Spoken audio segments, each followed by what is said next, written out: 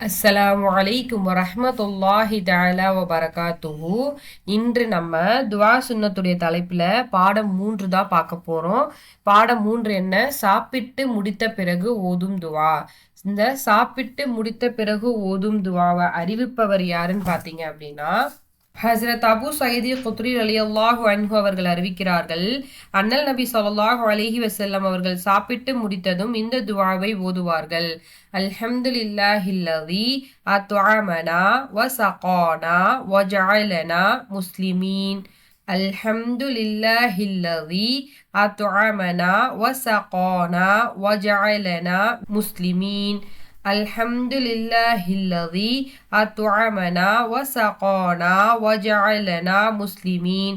எங்களுக்கு உணவளித்து நீர் பருகச் செய்து எங்களை முஸ்லிம்களாக்கிய அல்லாஹுக்கே புகழ் அனைத்தும். இந்த துவா நமக்கு சொல்லித் தரும் பாடம் என்ன அப்படின்னா, நாம் சாப்பிடும் ஒவ்வொரு உணவும் அல்லாஹ்வின் அருட்கொடையாகும்.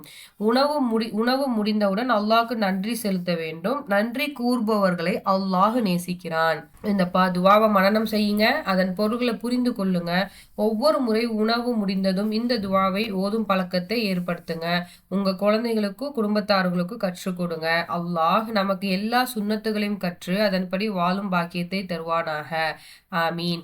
அஸ்ஸலாமு அலைக்கும் வரஹ்மத்துல்லாஹி தஆலா வபரகாத்துஹு.